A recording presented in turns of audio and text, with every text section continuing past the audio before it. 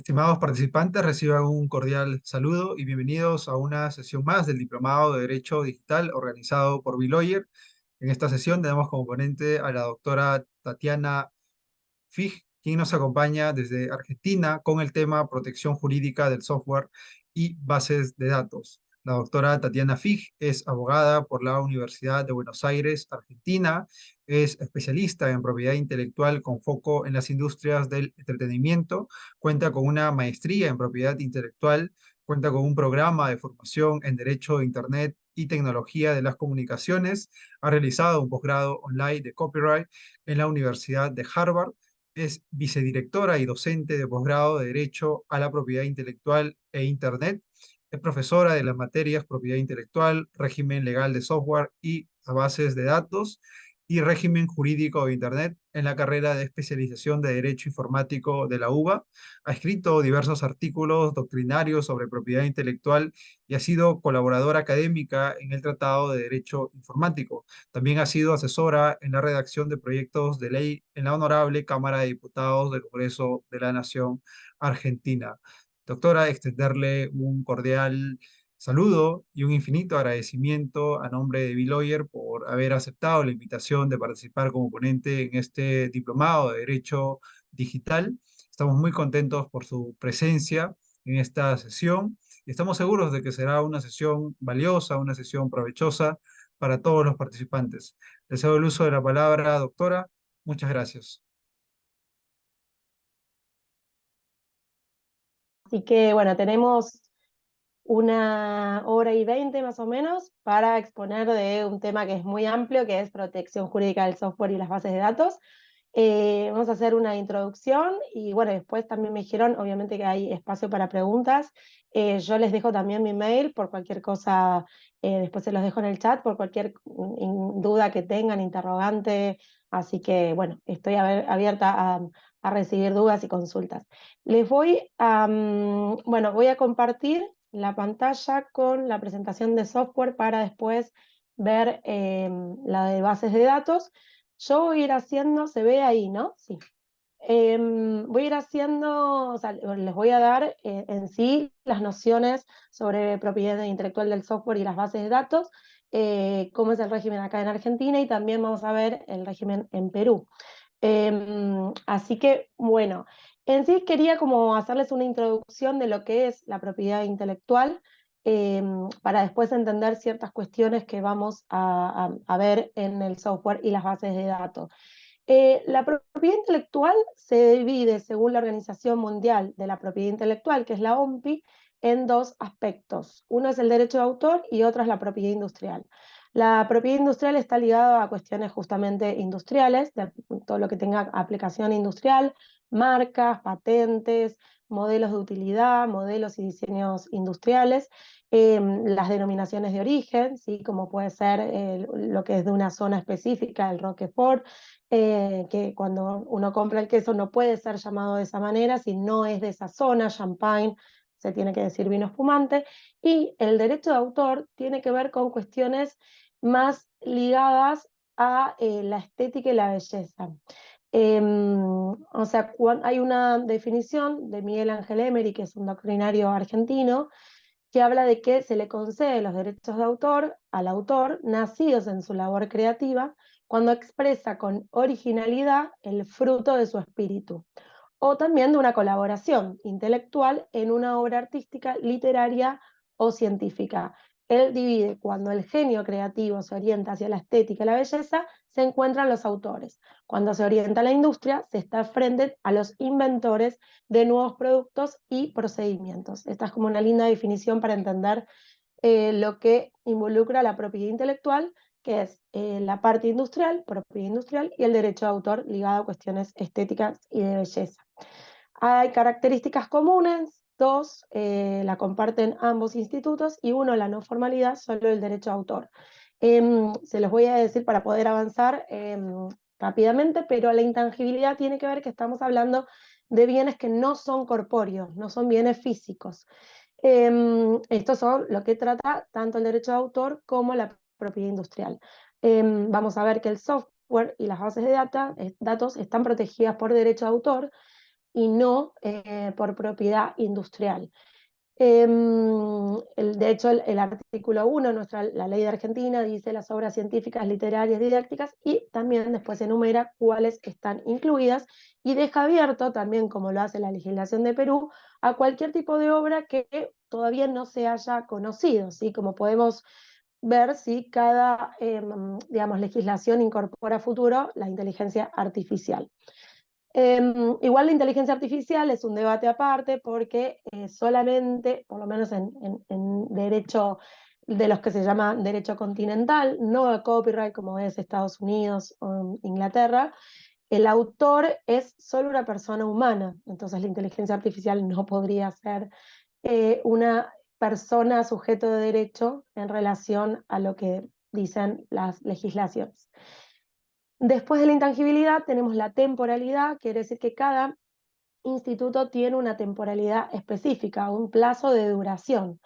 En nuestra Constitución hay un artículo que es el artículo 17 que dice que todo autor o inventor es propietario exclusivo de su obra, invento o descubrimiento por el término que le acuerde la ley. O sea, decir que no son derechos absolutos y por toda la vida.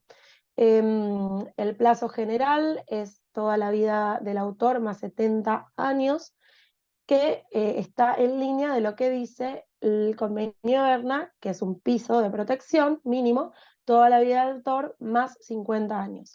Después cada instituto tendrá, digamos, cada obra tendrá su plazo de protección. Si no lo encontramos, vamos al plazo general. Puede ser un fonograma, que es desde la publicación 70 años en nuestro derecho, las cartas que se pueden develar, digamos, se pueden publicar después de 20 años de la muerte, el derecho de imagen también son 20 años de la muerte, y así cada instituto específico.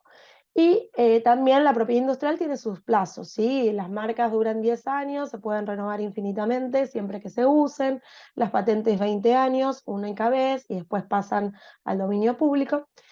Y esto que decíamos, la tercera característica es la no formalidad. La no formalidad es solo aplicable al derecho de autor, que tiene que ver con que es un producto que vuela y no se puede estar constantemente, digamos, registrándolo, y no es, las obras nacen con el acto de creación mismo y no necesitan un registro. Para ciertas obras vamos a necesitar y nos da una presunción de autoría en registrarlas en la Dirección de Derecho de Autor pertinente a cada país. Eso como para introducirnos, para que después podamos ver esto en software y en base de datos. La obra es algo que tiene que ser original y novedoso, tiene que tener individualidad, tiene que representar o significar algo y tiene que ser una creación integral, ¿sí? La obra protegida por derecho de autor. Si falta la originalidad en el contenido o en la forma, no hay protección de la ley, aun cuando se hubieran cumplido las formalidades de registro. Como les dije, el derecho de autor nace con la obra misma como consecuencia del acto de creación y no depende del cumplimiento de formalidades. Y lo que se protege no es la idea, sino la expresión de la idea. Bueno, lo del derecho de autor también tiene componentes, o sea, tiene una esfera patrimonial que disfruta el autor, que estos pueden hacer sesiones, no hay problema. El derecho de reproducción, que es hacer varias copias, perdón, de una obra. El derecho de comunicación público, ligado a todo lo que exceda el ámbito doméstico y familiar. Digamos, si yo se escucha en la radio una canción, eso es comunicación pública. Si estoy en mi casa y estoy escuchando una canción, pero saco y lo hago para afuera, eso es comunicación pública. Escuchar música en un boliche, en una fiesta, todo eso tiene que pagarse. El derecho de transformación, que es autorizar la creación de obras derivadas, como puede ser adaptaciones, traducciones, revisiones, antologías. Y el derecho de participación, que es la obtención de participación en ventanas sucesivas, como puede ser, por ejemplo, en el cine, o sea, el cine, la televisión, la plataforma, todas las distintas ventanas de ganancias. Y aparte hay una esfera personal, que son los derechos morales, que son perpetuos, ¿sí? Los otros son temporales, pero los derechos morales, por más que se muera el autor y pase el tiempo, los tiene por toda la vida, digamos. Y son incesibles, estos no se pueden ceder. El derecho de divulgación que tiene el autor para dar a conocer su obra, digo, lo puede mantener si quiere en su esfera privada, en el anonimato. El derecho de paternidad, que tiene que ver con el reconocimiento como autor de esa obra, o sea, ser nombrado en esa obra. El derecho al respeto y a la integridad de la obra, que es impedir cualquier cambio, deformación, mutilación o atentado contra la obra. Y el derecho de retracto o arrepentimiento, que es la facultad de retirar la obra del comercio cuando no se ajusta a las convicciones intelectuales o morales del autor y debe, digamos, suspender la divulgación autorizada, indemnizando al titular de la explotación. Para ir redondeando esta idea en relación a la autoría, y después ya pasamos al software, el derecho de autor protege a la obra como una creación intelectual con independencia del soporte material, ¿sí? Siempre que sea posible, o sea, susceptible de reproducirse o comunicarse por cualquier medio conocido o por conocerse. El, como dije antes, se protege la forma de expresión, ¿sí? Sino o sea, no se protege la idea, sino cómo son descritas, explicadas, expresadas, ilustradas, incorporadas. Y la autoría nos da la titularidad originaria por la creación. O sea, es el que el autor originario tiene la titularidad originaria, es el primer titular. Y después la titularidad puede ser derivada por causas legales o voluntarias, ¿sí? El titular puede ser una persona humana o jurídica. O sea, puede ser por la titularidad derivada por una cesión entre vivos, o sea, un contrato de cesión, o mortis causa, ¿sí? Esa persona muere y pasa a sus herederos. Después, como dijimos, el plazo que se le aplica a la obra, si es el plazo general, toda la vida del autor más 70 años, después de los 70 años pasa al dominio público. En nuestro caso, Argentina es pagante, o sea que si uno quiere, o sea, el uso es libre, pero no gratuito. No tengo que pedir la autorización a los herederos, pero tengo que pagar a un instituto que se llama Fondo Nacional de las Artes. Bueno, vamos a ver entonces lo relativo al software. ¿Vamos? El software, ahí lo ven, ¿no? Sí. El software es, bueno, llamado programa de computación, es la parte del soporte lógico, ¿sí?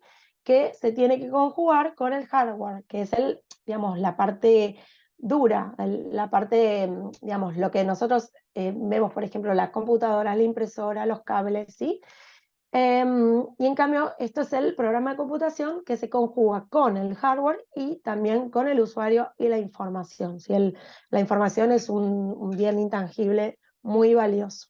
Hay distintas definiciones que se establecen tanto en la Real Academia, bueno, en la OMPI, que en la OMPI dice, por ejemplo, conjunto de instrucciones que cuando se incorpora un soporte legible por máquina, puede hacer que una máquina con capacidad para el tratamiento de la información realice, señale o consiga una función, tarea o funciones determinadas.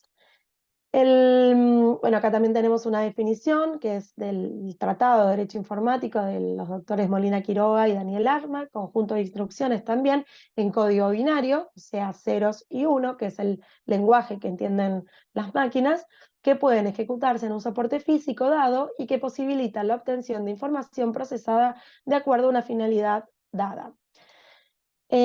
Bueno, ustedes también tienen en el decreto legislativo el 822, en el artículo 34, dice programa de ordenador, software, expresión de un conjunto de instrucciones mediante palabras, códigos, planes, o en cualquier otra forma que, al ser incorporadas en un dispositivo de lectura automatizada, es capaz de hacer que un computador ejecute una tarea o obtenga un resultado. La protección del programa de ordenador comprende también la documentación técnica y los manuales de uso. Vamos a ver igual específicamente los plazos de protección tanto de la base de datos y el software. Pero básicamente son un conjunto de instrucciones, ¿sí?, en código binario, que le damos una instrucción específica y esa computadora o ordenador ejecuta una tarea o obtiene un resultado.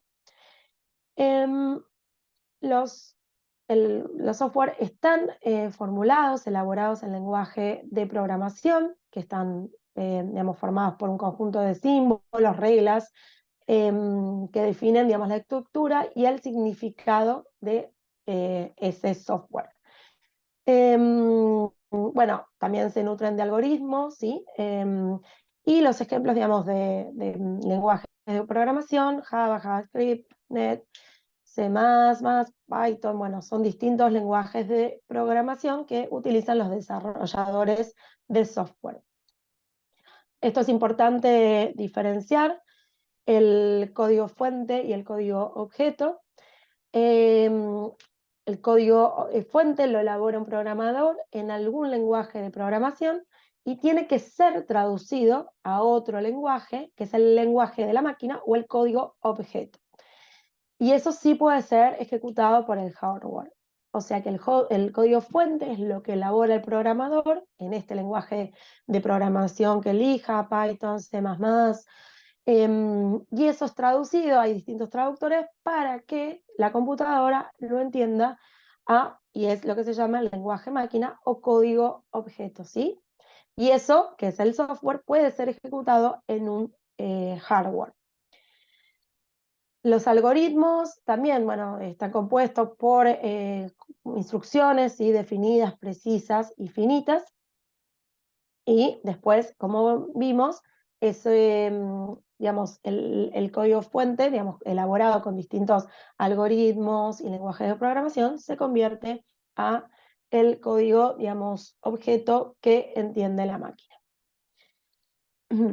Bueno, estos distintos tipos de algoritmos, que son manuales de usuarios, instrucciones de un trabajador a su empleador, y puede haber un pseudocódigo que utiliza las convenciones de un lenguaje de programación, pero está diseñado para la lectura humana.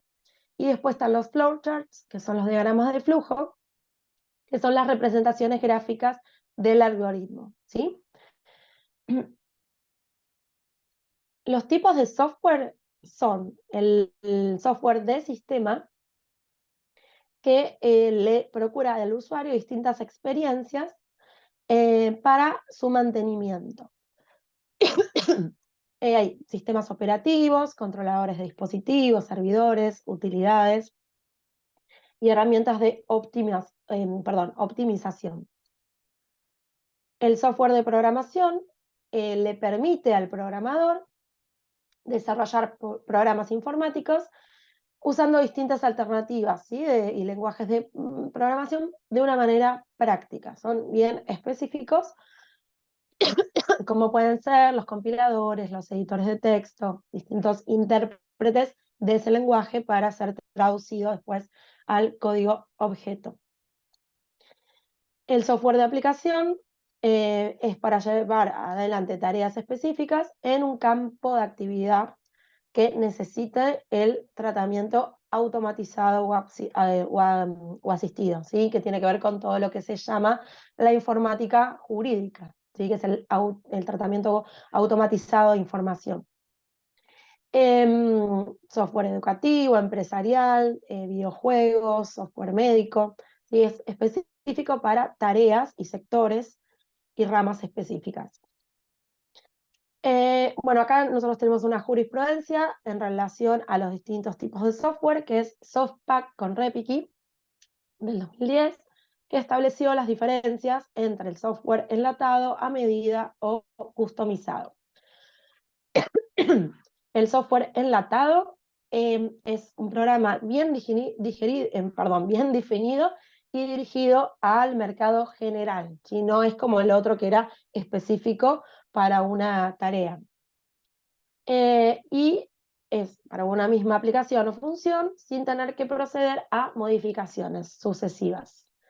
El software a medida es el desarrollo de nuevos programas o la modificación de esos programas para que cumplan necesidades específicas de un usuario en particular, ¿sí? O sea, el enlatado, como dijimos, es definido, pero dirigido a un mercado general y no sin poder hacer modificaciones.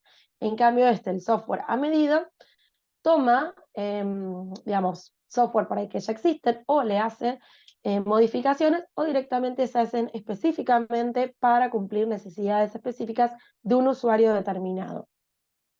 El software customizado es un programa estándar que es adaptado al requerimiento del cliente a sus necesidades. Vamos a ver un poquito la evolución de manera rápida para que nos alcance la exposición. En 1960, bueno, se difunde el uso de computadoras, pero las computadoras, hardware, o sea, hardware, perdón, se vendían juntamente con el software. Uno compraba una computadora y ya venía el software. Entonces, como la computadora estaba protegida por derecho de propiedad industrial, el software también.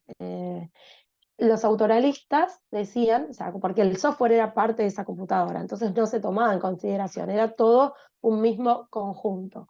Los autoralistas empezaron a decir que en sí los programas de computación no tenían carácter literario o artístico para ser protegidos por derecho de autor. Desde el 1966, la Oficina de Copyright en Estados Unidos empezó a admitir el registro de los programas de computación y la Oficina de Patente exigía para su patentamiento que desembocara en la transformación física de una computadora que lo convirtiera en una maquinaria con propósitos especiales. O sea que los pasos mentales de la persona que los elaboraba no eran patentables. Una patente es un instituto muy diferente al resto. La patente está dentro de lo que es propiedad industrial y tiene, o sea, tiene tres requisitos para ser patentable una invención. Uno es novedad absoluta, ¿sí? En todo el mundo. Y altura inventiva, ¿sí? Que no se tiene que deducir del estado de la técnica, y aplicación industrial, ¿sí? Para ganadería, o sea, para alguna industria específica. Digamos, si ya existe algo en el estado de la técnica, que es lo que se conoce hasta ahora, y entonces nosotros solo, o sea, ya es algo que no, digo, no revoluciona, no va a tener novedad absoluta, sino que va a tener por ahí novedad relativa, porque ya hay alguna invención que existe previamente. Y es mundial, por más que las patentes se otorguen a nivel territorial, la novedad tiene que ser mundial y por eso se tarda tanto en conceder una patente. Acá en Argentina tardan 10 años en conceder una patente y cuando se concede la patente son los 20 años desde la fecha de la presentación. O sea que si nos la conceden a los 10 años, tenemos 10 años más para disfrutar de esa patente y después pasa a dominio público. En 1980 se sanciona la ley federal estableciendo la protección de los programas de computación por medio de copyright Estados Unidos y bueno, varios países luego dictaron leyes en el mismo sentido que Estados Unidos para proteger no por patente el software, sino por derecho de autor. Hay gente que dice que en realidad por derecho de autor, si vamos, acá en Argentina no tiene un plazo, o sea, no tiene un plazo específico la protección del software, entonces se aplica el plazo general, en nuestro caso es el artículo 5 de la ley 11723, la ley de propiedad intelectual, y es toda la vida del autor más 70 años. Entonces dicen que en realidad, o sea, es una protección demasiado amplia, muy como que ya se hace un software y después salen nuevas versiones que hacen que eso ya no tenga sentido protegerlo. En nuestro país tenemos distintas etapas de protección jurídica. En 1933 es nuestra ley, la que subsiste hasta ahora, con algunas modificaciones. Se sanciona la ley 11723 con el objeto de proteger la propiedad intelectual de las obras científicas, literarias y artísticas. Perdón.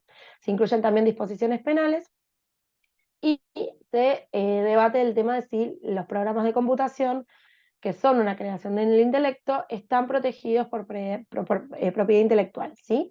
Se dieron diferentes posiciones en el ámbito del derecho civil y el derecho penal, y hay un fallo que es revolucionario en su momento, que es, es bastante viejito, pero es del 94, que es Lotus Development con Ashton Tate, que es de la Cámara Nacional Criminal y Correccional Federal, y ahí se estableció en el voto de la mayoría que un programa de computación constituye la expresión concreta de una idea y resulta de un acto intelectual creativo, ¿sí? Lo que exige el derecho de autor.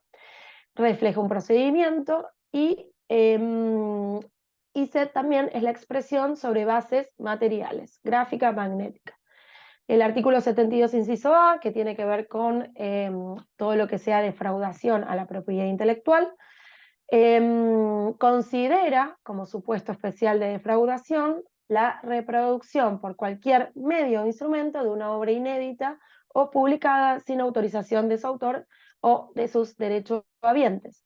Y se enumera en el artículo primero de la ley 11723 cuáles son las obras protegidas. Entonces, dice que establece las creaciones intelectuales sin excluir a otras, como bien podrían ser los programas de computación, y que el fin de lucro o ánimo comercial no es requerido en el tipo penal de este artículo 72. El voto en minoría dice todo lo contrario, que la reproducción de programas de computación carece de sanción penal en la medida en que no sea utilizada con fines de lucro. O sea que acá sí acepta el lucro. Acá esto ya lo vimos, que es en sí los artículos referidos a, digamos, la defraudación en general, y después específico el que vimos recién, el que edite, venda, reproduzca por cualquier medio o instrumento una obra inédita o publicada sin autorización de su autor o derechohabientes. La pena se remite al Código Penal, se reprime con prisión de 1 mes a 6 años. Inclusive también se puede secuestrar la edición ilícita, como dice el 72. La segunda etapa de nuestra protección, el decreto 165 del 94, incluye las obras de software en la enumeración de las obras que están protegidas en la ley 11723 y establece también el procedimiento de registro de un programa de software inédito y publicado en la Dirección Nacional del Derecho de Autor. Hay este fallo que lo que hace es considerar válido todo lo que tiene que ver con la forma de registro de los programas en la DNDA, que es la Dirección Nacional de Derecho de Autor, pero carente de eficacia para modificar la ley de propiedad intelectual, porque un decreto no puede modificar una ley en relación a las disposiciones penales. Para, digamos, considerar la obra, digamos, que sea digamos, tenga la sanción penal, tiene que estar tipificado, si no, no podemos sancionar penalmente. La tercera etapa es que en el 95 la Argentina suscribe el acuerdo ATPICS, TRIPS en inglés, y se ratifica mediante la ley 24.425 y en el artículo 10 contempla los programas de computación y a las compilaciones de datos, o sea, las bases de datos. Entonces nos dice que los programas de ordenador, sean programa fuente o programa objeto, ¿sí? Código fuente o código objeto, serán protegidos como obras literarias en virtud del convenio de Berna. Bueno, nosotros tenemos un desencadenante de la ley 25036, que es la que modifica la ley de propiedad intelectual, que es este fallo. Bueno, que hablan, en sí no hay una definición precisa o unívoca del software, y se necesita de una legislación especial que tenga en cuenta la tensión que existe entre las empresas creadoras y el derecho del público al conocimiento informático. Si eso no ocurre y hay lesión al derecho de propiedad, solo puede encontrar reparación en sede civil, porque no estaba contemplado la parte penal. La ley del software modifica el artículo 1 de la ley 11723 y agrega a los programas de computación fuente y objeto y a las compilaciones de datos o de otros materiales. Estas son las normas que vimos. Bueno, acá los están incorporados en nuestro artículo 1. Y también se agrega esto de que no se protegen las ideas, sino la expresión de las ideas, procedimientos, métodos de operación y conceptos matemáticos, pero no esas ideas, procedimientos, métodos y conceptos en sí. También tenemos en relación a la titularidad del derecho de propiedad intelectual, que el autor de la obra es el titular originario, sus herederos o derechohabientes, los que con permiso del autor la traducen, refunden, adaptan, ¿sí? Los creadores de obras derivadas, y en relación a los programas de software, dice las personas físicas o jurídicas cuyos dependientes contratados para elaborar un programa de computación hubiesen producido un programa de computación en el desempeño de sus funciones laborales, salvo estipulación en contrario. O sea que si una persona humana o persona jurídica contrata a un desarrollador de software, acá hay una creación, una ficción jurídica que nos dice que el titular va a ser el empleador, ¿sí? El que lo contrató, no la persona humana, o sea, no el desarrollador, ¿sí? El desarrollador va a seguir siendo el autor, pero la titularidad no lo va a tener de forma originaria, sino que la va a tener la persona humana o jurídica que contrató a ese desarrollador de software. Los requisitos: tiene que existir una relación laboral y el empleado tiene que haber sido contratado para crear o desarrollar ese programa. El dependiente debe ser el creador de ese programa, si no, no es solo una colaboración técnica solamente. Tiene que haber sido creado en ejercicio de las funciones laborales, o sea, no en el tiempo libre del empleado, no sé, se fue de la empresa o no sé, está ahí en un receso, recreo, no. Y además tiene que ser un programa de computación y específicamente el que le indicaron. Si la persona le dijeron que cree A y él creó C, eso C no va a ser de la empresa porque no estaba dentro del contrato que se estableció. Bueno, también hablamos de las licencias de uso, ¿sí?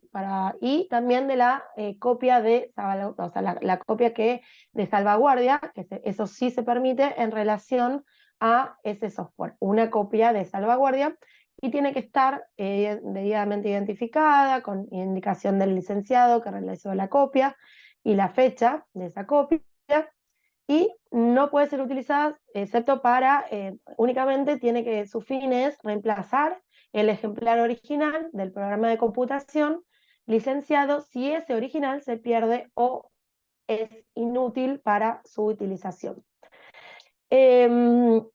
También nos habla la ley de propiedad intelectual de los contratos de licencia para su uso o reproducción. Esos contratos también se pueden registrar, aunque no son obligatorios, en la Dirección Nacional del Derecho de Autor. Acá está el registro de obras, el depósito de los elementos y documentos que determine la reglamentación. Acá en nuestro caso se puede acompañar a un CD o un pendrive, o se puede digamos, acompañar distintas formas de expresar el código objeto o el código fuente. Tenemos también acá el depósito y el registro en la dirección.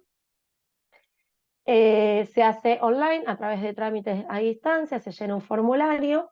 El depósito es de obra inédita cuando no ha sido publicado, comercializado o exhibido ese software. Entonces se coloca en un sobre que está, o sea, la dirección no constata lo que hay ahí, y se ingresa lo que nosotros queramos, se firma, digamos, ese sobre y se lacra, le ponen un lacre y solamente se va a abrir en caso de juicio, por ejemplo, por plagio. Em, y ahí, por orden del juez, se abre ese sobre y se ve realmente lo que hay. Porque, digamos, se puede decir que es un software, pero puedo registrar cualquier otra cosa que no, una boleta electoral que no tiene nada que ver con eso. Y eso, bueno, después de los 3 años, porque actualmente sale 900 pesos, que incluye la tasa, a los 3 años hay que renovarlo o si no se deja vencer, porque por ahí uno ya tiene la obra publicada, entonces no necesitamos más la obra inédita y se destruye, se incinera ese sobre. Como les decía, todo el trámite es online, excepto para llevar la obra, ¿sí? En el sobre que se hace presencial. Lo mismo cuando es obra publicada. El registro, se completan también los datos online, la tasa, como en el otro, el de depósito, se paga en la Cámara Empresarial del Software, el CESI, y el costo es un poquito más, pero sigue siendo económico, que son 2.500 pesos acá en Argentina, más la tasa legal, que es el 0,2% del costo del ejemplar, ¿sí? Con un mínimo de 4 pesos con 11, que es la nada misma. Y si hay el contrato, en el caso de los registros de los contratos de software, ¿sí? De inéditos o publicados, si hay, se paga también una tasa, se completa el formulario online, y si el contrato está redactado en otro idioma, hay que hacerlo traducir por un traductor público y adjuntar también la traducción legalizada por el Colegio de Traductores con una copia simple. Hace tiempo atrás, la gente presentaba una traducción por ahí en estudios de abogados por un traductor o por un empleado o abogado que trabajaba, y eso ya el Colegio Público de Traductores, bueno, hizo toda una solicitud para que no se acepte más, ni en la Dirección Nacional del Derecho de Autor, ni en el INPI, que es el Instituto Nacional de Propiedad Industrial, donde se registren las marcas, patentes, modelos y diseños. El objetivo es, digamos, es una presunción de autoría, ¿sí? Que otorga el Estado con una fecha cierta. Por más que no es obligatoria el registro o el depósito, bueno, nos da como si fuese un escribano que nos dice: esta persona ingresó este sobre o esta persona ingresó este registro de obra publicada, y en todo caso después será cuestión de que un tercero que se ve afectado por ese depósito o registro que discuta, ¿sí? Pero nos da una fecha cierta, ¿sí? Nos da certeza de la existencia en esa fecha del título, del autor, del traductor, del contenido. Eh, También nos sirve como un elemento de comparación en casos de plagio o piratería, y también en la protección del usuario de buena fe. Se presume de autor de la obra el que figura en el certificado de registro, salvo prueba en contrario. Y también una forma de publicidad en relación a dar a conocer el contenido. Bueno, tengo también preparados toda la parte de piratería y plagio, lo vamos a pasar, se los después, en todo caso, si quieren, se los mando por mail, porque si no, no vamos a llegar con todos los temas. Y les quería también, un poco en sí, en la legislación de Perú también están comprendidas distintas obras artísticas, literarias, ¿sí? Las obras audiovisuales, las dramáticas musicales, las obras de arte plástica, las de arquitectura, y también está protegido los programas de ordenador y también las bases de datos, ¿sí? Siempre que esas colecciones, esas bases de datos, sean originales en razón de la selección, coordinación o disposición de su contenido. Y también deja abierto, como lo hace también digamos, la Ley de Propiedad Intelectual Argentina, para abarcar a toda otra producción del intelecto en el dominio literario o artístico que tenga características de originalidad y sea susceptible de ser divulgada o reproducida por cualquier medio o procedimiento conocido o por conocer. En Perú también nos habla del derecho patrimonial, que dura toda la vida del autor y 70 años después de su fallecimiento, cualquiera sea el país de origen de la obra, y se transmita por causa de muerte, de acuerdo a las disposiciones del Código Civil. Y en relación a los programas de computación, y también dice las obras colectivas, las obras audiovisuales, nos dice que el derecho patrimonial se extingue a los 70 años de su primera publicación, ¿sí? A diferencia de lo que dice en Argentina, que es de la muerte, ¿sí? Obviamente el plazo de protección de la Argentina es mucho más allá que el que establece Perú, porque en Perú es desde la publicación, o en su defecto el de su terminación. Y después, bueno, también que se calculan los plazos desde el primer día de enero del año siguiente, eso también lo sigue o sea, la ley argentina. Y en sí, de los programas de computación, de ordenador, los llama, se protegen en los mismos términos que las obras literarias y se extiende a todas sus formas de expresión, tanto a los programas operativos como a los aplicativos, ya sea en forma de código fuente o código objeto, ¿sí? O sea, lo mismo que la legislación argentina protege tanto código fuente o código objeto. Y también se protege a cualquiera de las versiones sucesivas del programa, así como los programas derivados. Y se presume también, salvo prueba en contrario, ¿sí?, que es productor del programa de ordenador la persona natural o jurídica que aparezca indicada como tal en la obra de la manera acostumbrada. También se presume, salvo prueba en contrario, que los autores de los programas de ordenador han cedido al productor en forma ilimitada y exclusiva por toda su duración los derechos patrimoniales reconocidos en la presente ley. O sea que tiene la autorización para decidir sobre la divulgación del programa y la de también defender los derechos morales sobre la obra.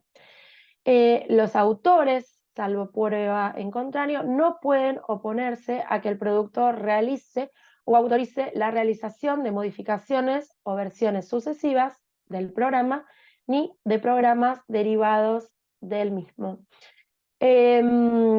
Bueno, después nos habla de la reproducción ilegal de un programa de ordenador, que no constituye reproducción ilegal la introducción del mismo en la memoria interna del respectivo aparato por parte del usuario lícito y para su exclusivo uso personal, ¿sí?, la copia para uso privado. Y también, también nos habla de, digamos, que el usuario lícito puede realizar una copia o una adaptación del programa cuando sea indispensable para la utilización del programa, sea destinada también exclusivamente como copia de resguardo, como habíamos visto en la legislación argentina, para sustituir la copia legítimamente adquirida cuando no pueda utilizarse por daño o pérdida. La reproducción de un programa de ordenador, inclusive para el uso personal, exige la autorización del titular de los derechos, con la excepción de la copia de seguridad. Bueno, y también nos habla de la adaptación o transformación, que no constituye la misma, la adaptación de un programa realizada por el usuario lícito, incluida la corrección de errores, siempre que esté destinada exclusivamente para el uso personal, y la obtención de copias del programa así adaptado para su utilización por varias personas o su distribución al público exige la autorización expresa del titular del derecho. Bueno, vamos a empezar con bases de datos porque nos queda muy poquito tiempo. A ver, un segundito. A ver. Bueno, bases de datos. ¿Lo están viendo? ¿Alguno que...? Porque cambié de pantalla, No, seguimos en registro. ¿no? Ah, ok. A ver, No, no se ve. no se ve. Ahí. Voy a dejar de compartir y no estoy pudiendo. Un segundito.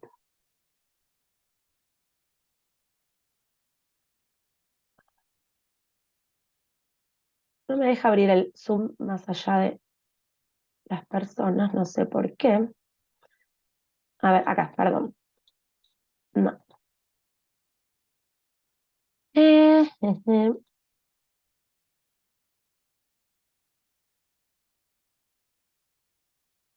Acá, dejar de compartir y ahí les vuelvo a compartir. Las bases de datos. Ahí estamos. Bueno, las bases de datos son, digamos, recopilaciones de obras que ya existen, de datos o de otros elementos, que se ponen de manera sistemática o metódica y que son accesibles por medios electrónicos o de otro tipo. La principal función que tienen las bases de datos es procesar información, y esto es importante que lo es tomado, digamos, de legislación internacional, y tanto lo tiene la ley de Perú y también, digamos, la Argentina, que comprende la selección o disposición. Esto es muy importante porque vamos a ver los antecedentes, de dónde viene esto de la selección o disposición. La recolección, el almacenamiento y la estructuración u organización de datos para después recuperarlos aplicándolos a distintas finalidades. El banco de datos o fichero es un lugar que puede ser físico o virtual, donde se quedan asentados esos datos. La elección de lo que yo, digamos, coloco en esa base de datos, combino o excluyo, es en sí mismo un criterio de originalidad. Yo puedo tener dos bases jurídicas.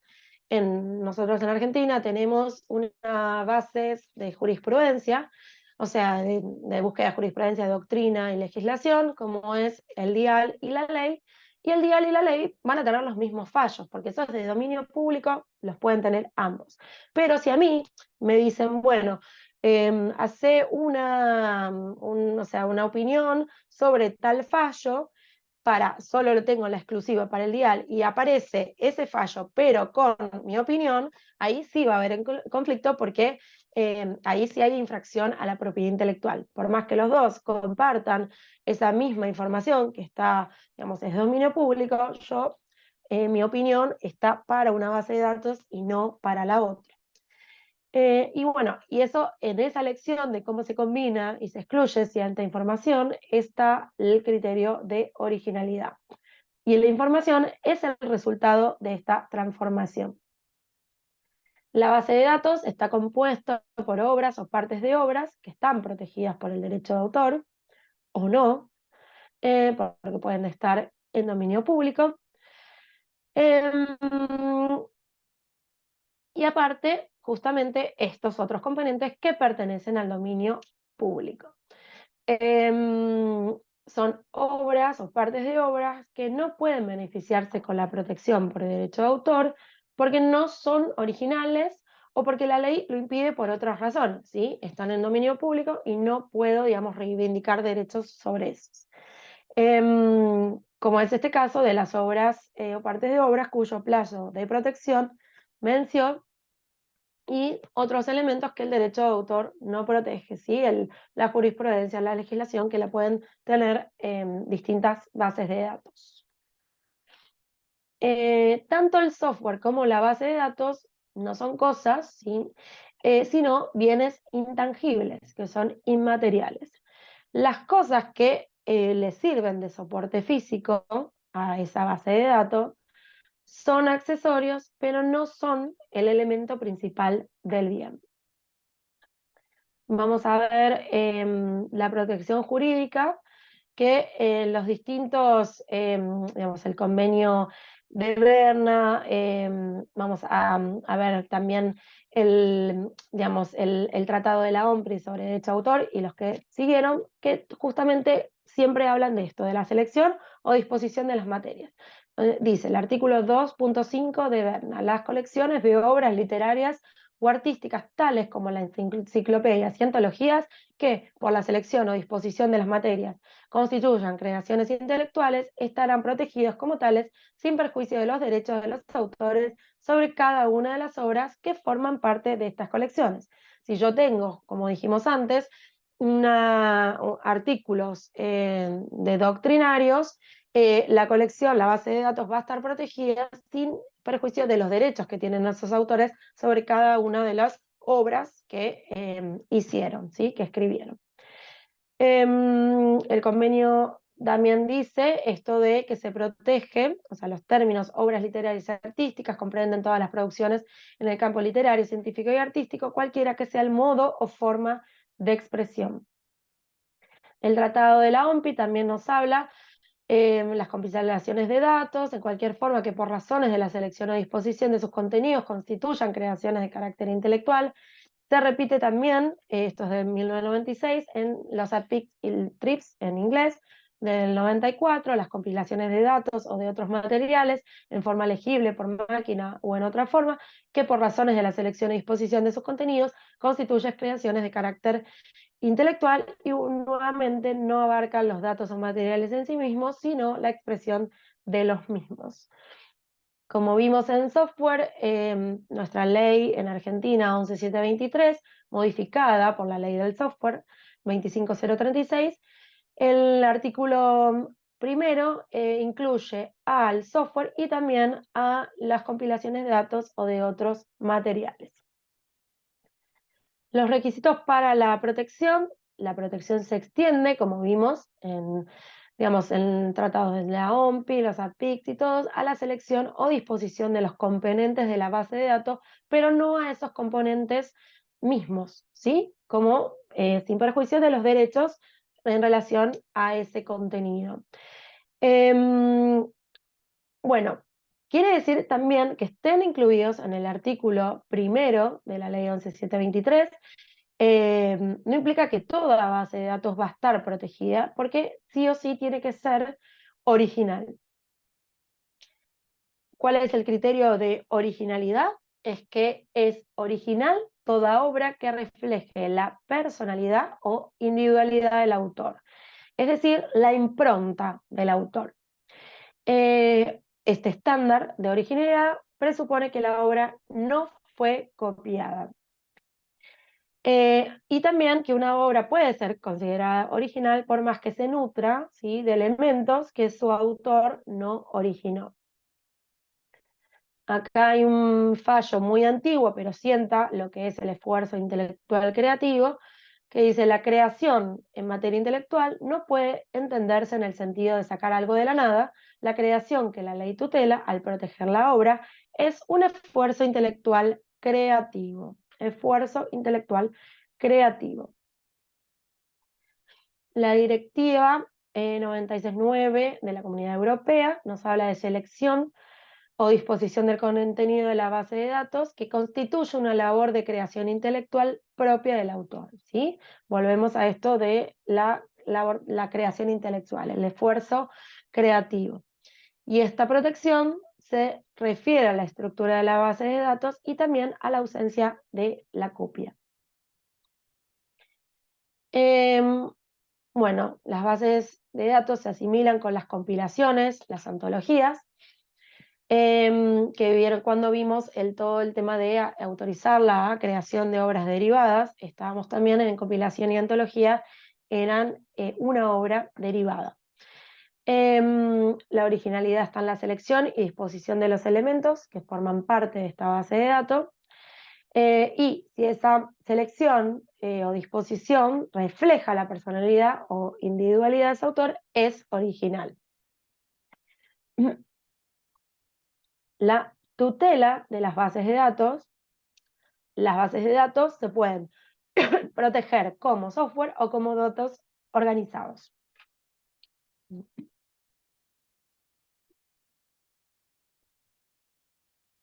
Se consideran obras en colaboración, creadas por dos o más personas que trabajan bajo una inspiración común y el origen es una creación concertada, o sea, consensuada. En la Argentina, la ley 11723, el artículo 17, dice que no se considera colaboración la mera pluralidad de autores, sino en el caso en que la propiedad no pueda dividirse sin alterar la naturaleza de la obra. Hay distintos tipos de colaboración. Hay una colaboración perfecta, que es cuando podemos distinguir a los autores. Por ejemplo, si tenemos dos autores y podemos decir, escriben juntos en una misma obra, entonces podemos decir que es de ambos, ¿sí? En el caso de Argentina, Borges escribía con Bioy Casares, entonces esa es una obra en colaboración perfecta, los podemos distinguir a los dos. Cuando hay multiplicidad de personas que están haciendo esa obra, como es la obra audiovisual, no podemos distinguir con claridad quiénes son los autores. Por eso la ley de propiedad intelectual, por atribución legal, dice quiénes son los autores de la obra audiovisual, que es el autor del argumento, el director, el productor y el compositor musical en el caso de obra musical. O sea, es por atribución legal. Y se confunden los aportes, por más que nosotros digamos, bueno, el director de arte hizo un montón, es el que más trabajó, no es considerado autor, ¿sí? Y la colaboración tiene que ser, no es porque haya muchos autores, o sea, la pluralidad de autores, sino que en el caso de que la propiedad no pueda dividirse, yo no puedo como escindir el aporte de uno y el aporte del otro, ¿sí? O sea, porque si no se altera la naturaleza.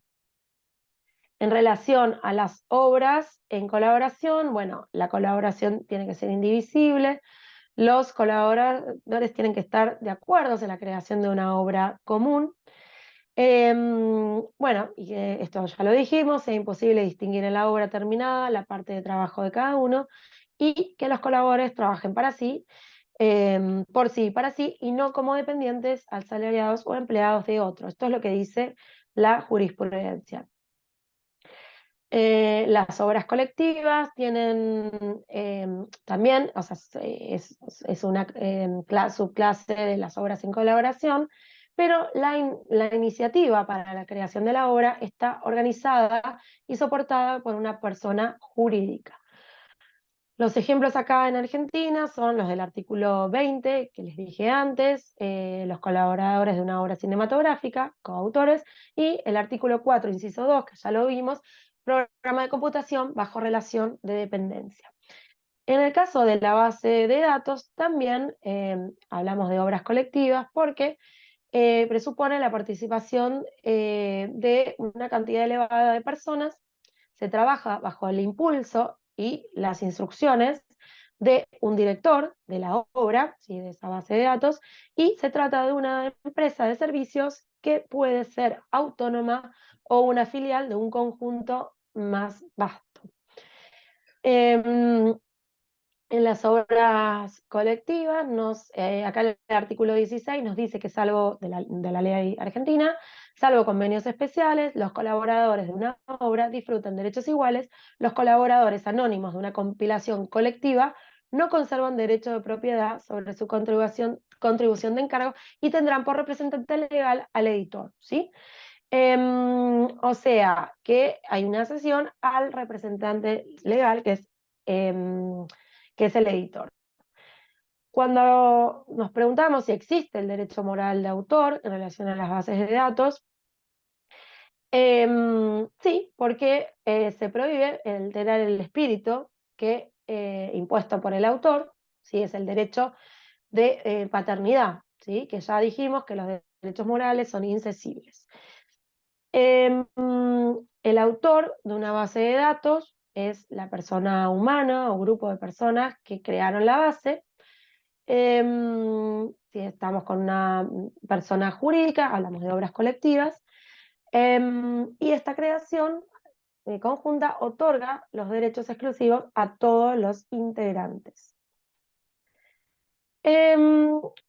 Bueno, las facultades que el derecho de autor reconoce al creador de esta base de datos no le permiten impedir que terceros reproduzcan los elementos incluidos, ¿sí? Que son los componentes de la selección. Solo le van a permitir impedir que terceros reproduzcan su selección o disposición en la medida que ellas sean originales. Si dispone de una manera especial la información, o como les dije antes, si bueno, tienen la misma jurisprudencia, pero esta base de datos, esta persona hizo un comentario y el otro lo incluye, esto también altera y va en contra, infringe la base de datos. Nos queda poco tiempo, pero bueno, vamos a ir avanzando. El resumen es lo que nos hace llegar, ¿sí? Nos remite en términos breves en relación al contenido del artículo. El resumen abstract también tiene las bases de datos. y le permite a los posibles lectores que se formen una idea de lo que habla ese artículo. Bueno, el proceso que tiene el abstract es la representación de las ideas más importantes, la conceptualización, la valoración, ¿sí? ¿Qué ideas son las ideas más importantes? Y la reducción del contenido, porque se tiene que hacer en una cantidad específica de palabras. El tesauro son palabras que se emplean para representar conceptos, ¿sí? Las palabras claves, ¿sí? Facilita la selección por parte del usuario. Y los descriptores son expresiones que se seleccionan, que se escogen entre un conjunto de sinónimos o cuasi sinónimos para representar un concepto que aparece de forma frecuente y que se indexa en las consultas que realizan los usuarios.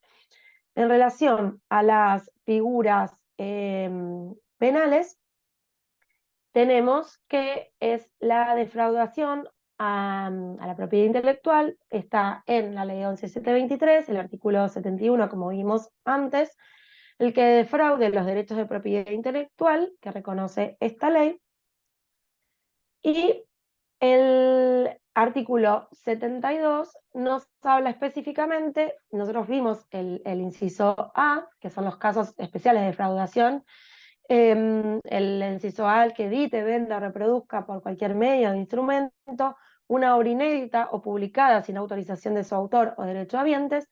El B, el que se falsifica obras intelectuales, entendiéndose como tal la edición de una obra ya editada, ostentando falsamente el nombre del editor autorizado al efecto, y el que edite, venda o reproduzca una obra suprimiendo o cambiando el nombre del autor, el título de la misma, o alterando dolosamente su texto, ¿sí? Tiene que ver con el derecho a la paternidad, y el que dicte o reproduzca mayor número de los ejemplares debidamente autorizados, ¿sí? Se autorizaron 1000 ejemplares y en realidad editamos o vendemos 5000. En Perú, en relación, bueno, vimos lo que decía en relación al software, pero en respecto a las bases de datos, el artículo 78 dice que las bases o compilaciones de datos o de otros materiales legibles por máquina o en otra forma están protegidos siempre que por la selección o disposición de las materias constituyas creaciones intelectuales. La protección así reconocida no se hace extensiva a los datos, informaciones o material compilados, pero no afecta a los derechos que pudieran subsistir sobre las obras o materiales que la conforman. O sea que también la legislación de Perú, como la legislación de la Argentina, sigue lo que vimos en relación a la selección o disposición de las materias, ¿sí? Que constituyan las creaciones intelectuales, o sea, de la información, pero esa protección no se hace extensiva a esos datos, informaciones compilados, porque esos en sí van a tener una protección, digamos, aparte, ¿sí? Los autores tendrán sobre esos contenidos el derecho de autor, y en relación que se nutran sobre cuestiones, digamos, contenido que esté en dominio público, bueno, eso en realidad ya se puede utilizar, salvo en Argentina, como les dije, que el dominio público es pagante, o sea, el uso es libre, pero no es gratuito. Yo tengo para seguir más, pero lo que pasa es que si empiezo no termino más, que es plagio y piratería que nos quedó, pero si no, digamos, acá por ahí lo abro a preguntas, porque fui muy rápido para poder llegar a dar todo esto de software y base de datos, se da como en 3-4 clases. La de software en 1 y media y bases de datos en otra, pero bueno, si quieren podemos abrir a preguntas, o si no, puedo dar lo de plagio y piratería que me quedó, pero me parece que si no nos vamos a extender demasiado. No sé cómo quieren hacer. Muchas gracias, doctora, por su ponencia. Si alguno de los participantes tiene alguna interrogante, puede alzar su manito y nosotros le cederemos el uso de la palabra.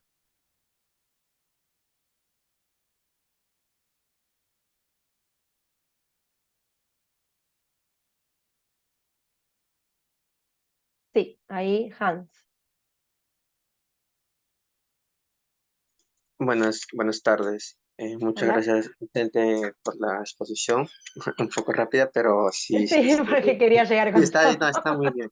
Después les Sí, comparto los PowerPoint, así los pueden leer correcto. tranquilos. Quería saber, ya que mucho he hecho una comparativa entre la normativa peruana y la normativa argentina, quería saber Ujú. si estas protecciones y confidencialidades por parte del Estado de la base de datos, bueno, primero, es una pregunta compuesta, es primero, ¿ha tenido estas leyes que protegen justamente la propiedad intelectual un gran efecto, ya que aquí, por más de que Indecopy hace un gran labor, acá nos vemos azotados y la industria siempre, la piratería, se combate, pero no a lo que se debería tener. Cualquier cosa es reproducida o justamente en plagio Ujú. o copiar la idea, ¿no? No es muy respetada, ese es uno. Y la segunda compuesta para terminar es la base de datos. eh, ¿Qué pasaría si al momento de la base de datos quería entender si era en un ejemplo de Facebook que usan nuestras bases de datos para nuestras preferencias y que ellos generan una bueno, no sé si plusvalía, porque ellos generan toda esa estructura informática, bueno, infraestructura estructura informática, pero ellos usan así usufructo y realmente a nosotros nunca nos llega esos eh, ese usufructo que ellos hacen, ¿no? Debido a nosotros, ¿no? Y solamente lo usan a contra nosotros, ¿no? Eso también, o en qué base de datos se refería al Estado o a las personas jurídicas. Empiezo por la segunda, después te pregunto la primera porque no la terminé de entender, pero la segunda es sí, las redes sociales, los sitios de redes sociales tienen bases de datos, recopilan información, como sabemos en sí, por más que no tengamos que pagar por el uso de las redes sociales, pagamos con nuestros datos y con nuestra información que voluntariamente nosotros mismos ponemos, ¿sí? No es que nos están obligando, pero bueno, sí hay o sea, cuando ingresamos a una red social, sí tenemos algunos datos mínimos, pero después los vamos construyendo nosotros. ¿Qué estás pensando? Bueno, qué te pasa? O sea, como, bueno, todo eso sí conforma la base de datos de las redes sociales, Facebook, Twitter, Instagram, que en sí, en realidad ellos hacen negocios con nuestros datos, pero nosotros digamos, firmamos un contrato de adhesión que son los términos y condiciones, que nadie los lee generalmente, pero si no los lee, o sea, si no los firmas, no sos parte. Entonces aceptás como ese negocio en realidad, que las redes sociales se nutran. Ahora justo estaba escuchando hoy que entablaron demanda contra Meta o sea, Meta, dueña de Facebook, por la adicción que le genera a los chicos y las chicas el uso de las redes sociales, ¿no? De la tecnología. Pero bueno, hay que ver, digamos, cómo van a ser los planteos, porque también, digo, la tecnología no es en sí ni buena ni mala, sino el uso que cada uno le dé. Pero sí, las bases de datos de las redes sociales aplican a esto, las bases jurídicas también, las bases estatales también. Acá en Argentina hay una Dirección Nacional de Protección de Datos Personales, donde se puede, digamos, uno pedir, digamos, información, o es un pedido de acceso de información para saber qué hay en relación a nuestros datos, ¿sí? Y también para posibilitar ejercer los derechos ARCO, ¿sí? Que son los derechos de acceso, rectificación, cancelación u oposición respecto a esos datos. Protección de datos personales es así, una exposición clase aparte porque hay mucho para hablar, también está el reglamento europeo, Pero sí, digamos, esas bases de datos tienen que estar registradas, en nuestro caso en la Argentina, en la Dirección Nacional de Protección de Datos Personales. Me hiciste una pregunta primero que perdón, pero no la terminé como de entender a lo que me querías preguntar. Hans, ¿no? Sí, para resumirla, solamente si en Argentina sí ha habido una lucha equiparable a su producción, o sea, si han luchado contra, o sea, si las leyes realmente, puede haber un gran cuerpo normativo, pero su desarrollo y la efectividad en facto Ujú. sí ha dado un fruto en la protección como lo es en Estados Unidos o en otros países que se castiga o con cárcel o con penas mucho más, hay un seguimiento mucho más proteccionista hacia el autor o el programador, ¿no? Si bien en Argentina Sí, se ha habido. sí, a ver, en Argentina pasamos de esto de que no estaba tipificado el software, que después, como les comentaba, la ley de software lo incorpora en el objeto de protección, porque antes había reparación civil, digamos, resarcimiento económico. Cuando ya está adentro, bueno, sí empezaron a haber causas penales, no al estilo de Estados Unidos, pero sí acá hay toda una parte que se llama software legal, que hacen como medidas previas y van por orden juez y van a constatar que el software que se esté usando sea legal, ¿sí? Y así es así, o sea, es como que van a las empresas y sobre todo es como Microsoft es una de las que más litiga y bueno, y generalmente, bueno, a mí me ha tocado, digamos, del otro lado, defender a emprendedores, pymes, que, bueno, decirle, bueno, esto era una copia de salvaguarda, no es, pero bueno, tenían otras que no eran, entonces, bueno, se terminan como arreglando extrajudicialmente. Porque después, si no, es, digamos, mucha plata, porque después en juicio, bueno, eso se va actualizando, las licencias actualizan los valores y bueno, como que en general les conviene arreglar, ¿sí? Si tienen la posibilidad. Si no, bueno, también me pasó de estar, digamos, en un juicio donde la empresa ya lo dejó para futuro, lo fue prorrateando y bueno, no tenía como una base sólida como para decir que, o sea, pues, porque el software que tenía era ilegal. Inclusive el testigo, que era un desarrollador, el que les hacía los backups y todo, terminó diciendo, no, sí, esto, no, yo ya les había advertido que en realidad había que comprar la licencia. Entonces, bueno, sí, son muy fuertes, pero bueno, se terminan como en general arreglando previamente a un juicio.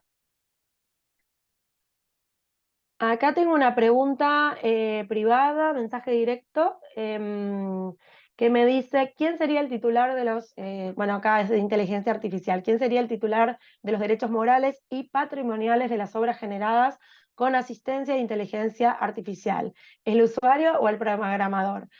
Bueno, es una pregunta, si estamos hablando de si, por ejemplo, yo le digo al chat GPT de o sea, de OpenAI o Canvas, que por ejemplo me genere imagen con inteligencia artificial, en realidad el autor solamente podría ser una persona humana según nuestro derecho continental. Si vamos al copyright de Estados Unidos, Inglaterra u otros países que siguen, la inteligencia artificial podría ser autor y titular de derechos patrimoniales. Los derechos morales están ahí. En realidad, sí también podría ser, porque si es en esos sistemas donde se considera que sería por ahí autor y titular originario de la inteligencia artificial, si hablamos de autor, estamos hablando de derechos morales. Lo que pasa es que igual en esos sistemas de copyright no hay tantos derechos morales reconocidos como en los sistemas continentales. El sistema, solo para que digamos, entiendan un poquito cómo se configura el copyright y el sistema continental, En sí viene como que los antecedentes que tiene es, digamos, los primeros sistemas legislativos de protección de obras y de creaciones se habían apoyado en un principio en privilegios monopólicos de explotación. En Inglaterra, por 1799, se sanciona como el Estatuto de la Reina Ana, que es como la ley madre, digamos, el origen del derecho de autor, y en ese estatuto se determina que los autores de obras literarias tienen el derecho para explotar la obra y, por ende, escoger la editorial con la cual quieren trabajar. Después, 80 años después, digamos, en la Revolución Francesa, 1789, se comienzan a expandir estas ideas que son proclives a abolir los privilegios reconocidos a los editores, y se cambia el sistema de privilegios por un nuevo sistema de derechos de propiedad, al cual, por medio de la jurisprudencia, se le adicionan estos sentimientos románticos, que son el aspecto moral, los derechos morales. Se divide entonces el sistema continental, que considera autor solamente a la persona humana que crea una obra, y se le reconocen derechos absolutos, incesibles e irrenunciables, ¿sí? Son los derechos morales. En cambio, el sistema inglés, un copyright, el foco de la protección está en el derecho de reproducir, por eso es copyright, y se admite que una persona jurídica sea titular de un derecho originario de autor. O sea que en el caso de la inteligencia artificial podríamos hablar de una titularidad de un derecho originario de autor, a diferencia del sistema francés o como se llama, sistema continental, ¿sí? O para que entiendan, pero bueno, está todavía en debate, es como algo muy novedoso el tema de la inteligencia artificial. Hay un libro que está muy bueno, se los recomiendo, es de una alumna de la carrera de Derecho Informático, que ya es con una cohorte de hace un tiempo, se llama Micaela Mantegna, ella, y escribe sobre inteligencia artificial, que es arte de derecho, después se los mando, yo me lo compré, y está muy bueno, porque bueno, ella se posiciona un poco desde el copyright porque ella también, nada, da charlas para afuera, pero bueno, está bueno para entender. Y también les recomiendo, yo estoy haciendo este curso en este momento, es online, así que lo pueden hacer, que es Inteligencia Artificial y Derecho de Autor, que es en Flaxo. Ese es un curso que yo estoy haciendo ahora hasta diciembre y bueno, son clases cada 15 días. Así por Zoom, y después, bueno, hay debate y examen, por si les interesa el tema, Flaxo, Inteligencia Artificial y Derecho a Autor. Bueno, ¿alguna pregunta o duda?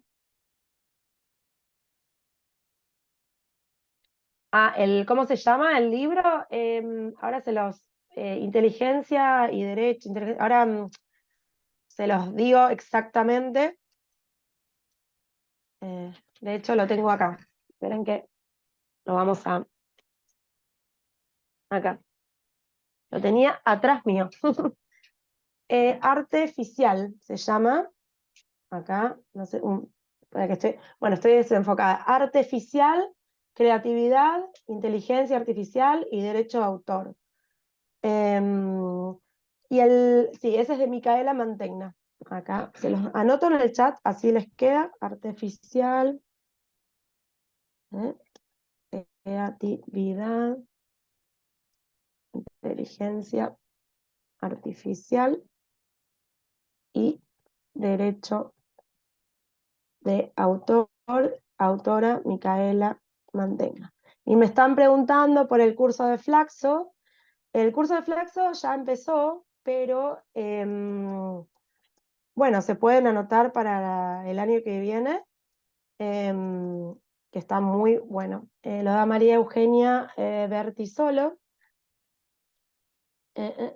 Acá está. Se los mando también por chat. Y el año que viene lo va a dar también, esto empezó el 25 de septiembre y termina el 19 de diciembre. María Eugenia Bertisolo, y el año que viene lo va a dar Beatriz Busaniche, que ella es como toda seguidora del software libre, del Creative Commons, de la Fundación Wikimedia. Ahí también. Se lo estoy mandando solo a una persona porque me había quedado, perdón, me había quedado el mensaje directo. Ahí se lo pongo a todos. Ahí está. Ahí está. Bueno, ¿alguna pregunta? Después, bueno, me quedó pendiente de darles plagio y piratería porque no íbamos a llegar, porque es ahí hay varios casos, fallos. Así que después yo se los mando a los organizadores, les mando ambos PowerPoint, tanto el de software y base de datos, para que lo tengan, y cualquier cosa les dejo mi mail acá también, figyasociados@gmail.com.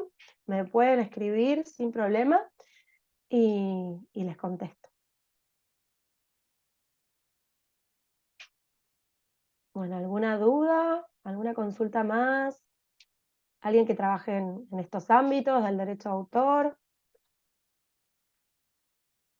¿O experiencias que quieran contar?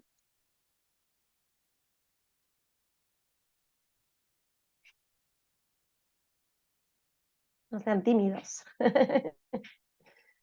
¿Todo claro? Fui como el corre caminos para poder llegar.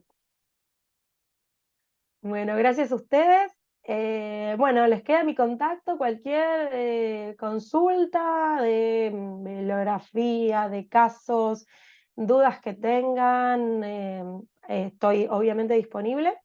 Así que, bueno, estamos en contacto y espero que esta rama del derecho de la propiedad intelectual, el derecho de autor, a mí me apasiona particularmente. Espero que, no sé si alguno está o se quiere especializar, me parece que está buenísimo, que se animen porque es una re linda rama. Así que bueno, eso. Sí, doctora, muchas gracias por haber respondido a las interrogantes de los participantes. Muchas gracias también por compartir su conocimiento con nosotros. Ha sido una sesión maravillosa donde nos ha brindado una apreciación importante sobre el tema que ha expuesto, doctora, sobre la protección jurídica del software y base de datos. Esperamos seguir contando con usted en futuros eventos académicos, doctora. Para BeLawyer siempre será un honor tenerla como ponente. Muchas gracias y que tenga una excelente noche. Gracias igualmente para todos y todas. Gracias, doctora.